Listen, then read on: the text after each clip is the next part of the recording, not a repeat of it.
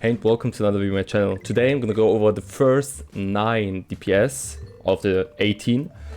I'm gonna simply make 2 parts of this video, or this type of video, because there's too many DPS to go over in one video. Like always, I'm gonna use jazz in the background to relax your mind and open it for this type of video. Now, the first 9 DPS, I'm gonna explain exactly when the best time is to pick each of these characters, and also which game modes I would recommend you to pick those characters in if they only shine in one of them. Obviously, a lot of these DPS also shine in both game modes, talking about capture or pushing the payload or whatever cards you want to call it. But yeah, before we get into the video, like always, feel free to like or dislike the video, put in the comments what you think, and subscribe if you enjoy my content. Feel free to follow me on Twitch as well. I grind every day, currently Diamond 1. Hopefully Grandmaster soon, and then we'll see what happens after. For now though, let's get into this video, and let's start with the first 3 DPS before we get to the next 6. Now, obviously you can see already, we have the Punisher here. I always call him Executioner because of his ult, either way. He has great synergy, as you can see I already hovered over it, with the Raccoon. Why is that? You have unlimited ammo and big damage buffs from that healer. So, if you have a Raccoon in your team, Punisher, 10 out of 10 pick always, okay? Take advantage of that. Since the Punisher is a great pick in general, he's always good. And why is that? Simply because you're good in long range and short range. And your turret obviously is just, you get all of the attention for a little while, for as long as it's active. And you have good mobility if you know how to use your ropes and whatever the fuck, you know? So, besides the Raccoon, when is the best situation to go for the Punisher? Like I said, any situation is good. I would recommend both game modes, capture or pushing the card or payload, or even defending, same thing. Like I said, if you have like some annoying melee people who are going for you, you have your shotgun where you 2-shot them. You can defend your healers in a great way if you just stay next to them, which usually you do with your turret for long range, and when people are close, you just switch to your shotgun and then you go crazy with it. Your ult is also great.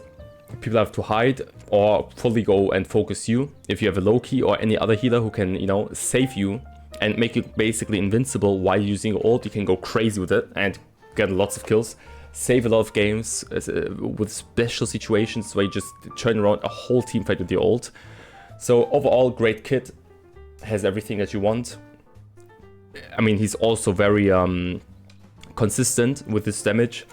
You can't really do anything wrong with picking this character. It's like 10 out of 10 character overall. Next guy, or in this situation, girl, Hela.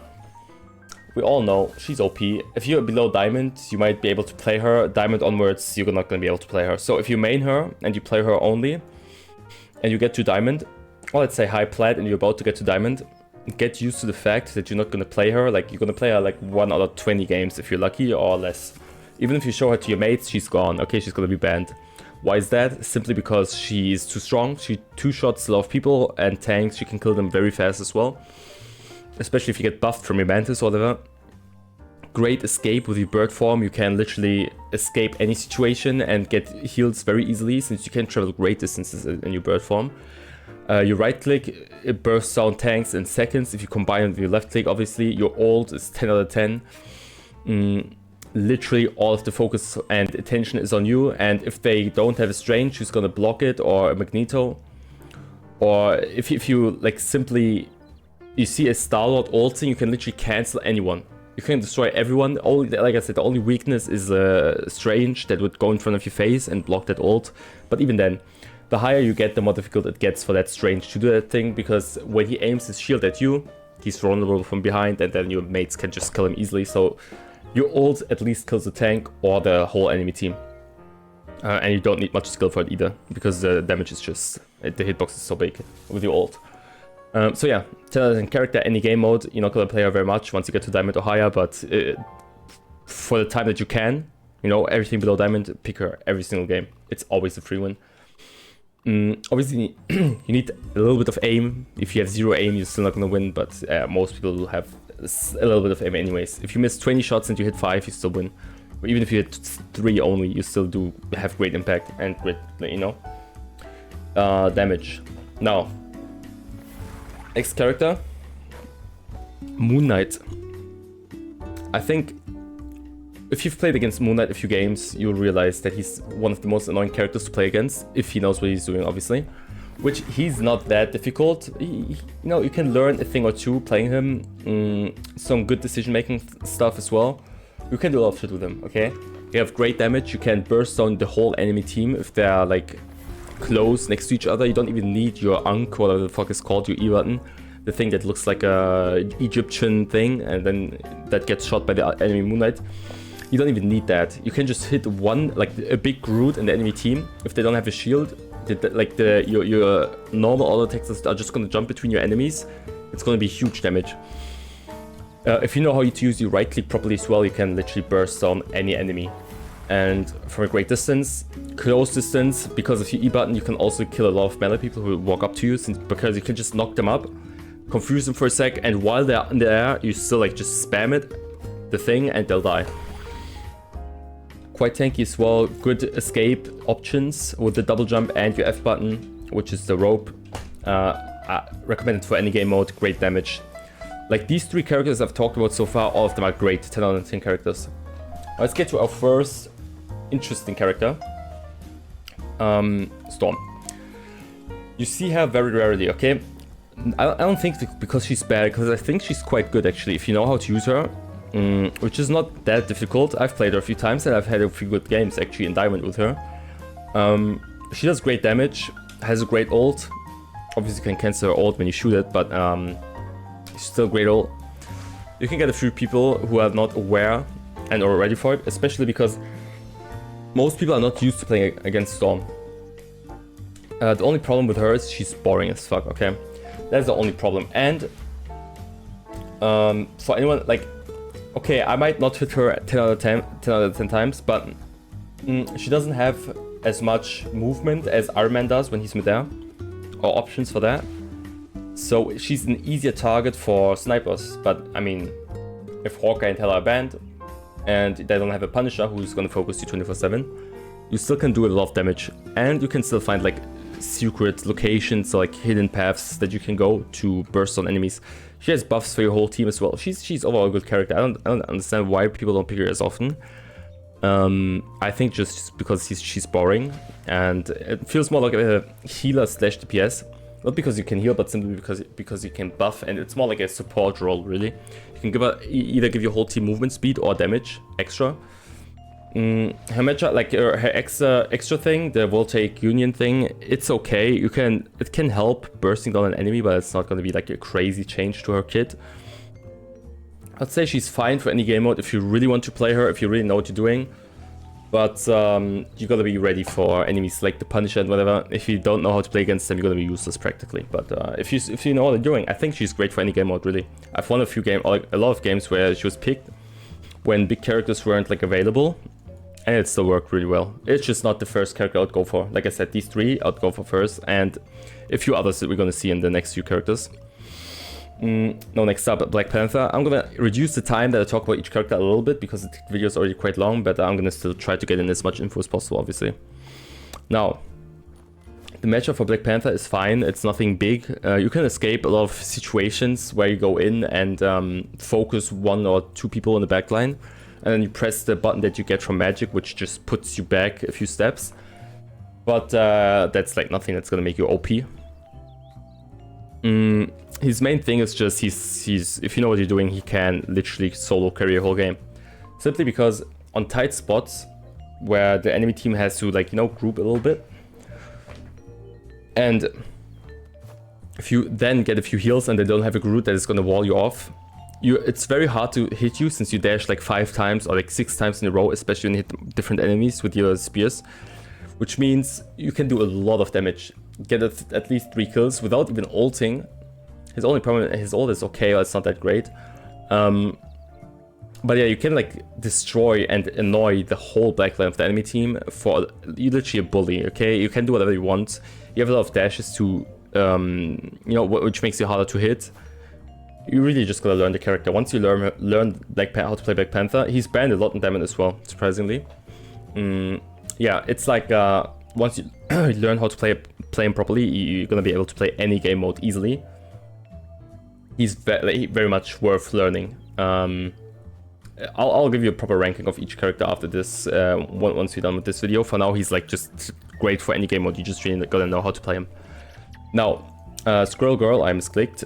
She has a good matchup with Spider-Man, which gives her like another stun, but I don't really see people using that as often. I never see her, to be honest. She has good damage. Whenever anyone plays on my enemy team, they kill me for some reason a lot of the times, but they still lose. I feel like she's lacking like consistency, just because it's obvious that she's not as easy to play. Okay, you're just gonna hold left click, like shoot your balls on a random direction, and you could be lucky and kill like a lot of enemies in a row, or you're unlucky and you killed no one for a little while. I've not seen many good Squirrel Girls, but if there was, like I said, a good Squirrel Girl in the enemy team, I was dead 24/7. I can't really give you advice on her since I can't play her myself that well, if I'm being fully honest and completely honest, but I think that her biggest problem is her ult, which is just useless. If she had a better ult, I think a lot more people would play her. She's like Junkrat from Overwatch, just Junkrat has a useful ult and she doesn't. So I think once they tweak her ult a little bit, or maybe increase her stun time or something, just a small change like that, maybe her ult just needs a rework, and then she could go crazy. I think she could be S tier, but for now, even if I had Ranker, which I won't do right now, I think she's like Storm for now, even though Storm's ult is way better, but her damage is more consistent than Storm's damage. Hawkeye. Also, I would recommend her for any game mode, obviously, if you know what you're doing, but there's better options. So you really need to know how to play her 10 out of 10. If you're like decent with her, I would still recommend other characters. You really need, she needs to be your main. She won't get banned at all, so you're gonna have a lot of time to pick her whenever you want to. You just really gotta learn her. Now, this handsome man is my main character, was before I reached Diamond, and I got taken everything away from me. Either way, he's banned 24/7, just like Hela, so before Diamond, feel free to play him every single game. He's like Hela, free win if you have a little bit of aim, good aim.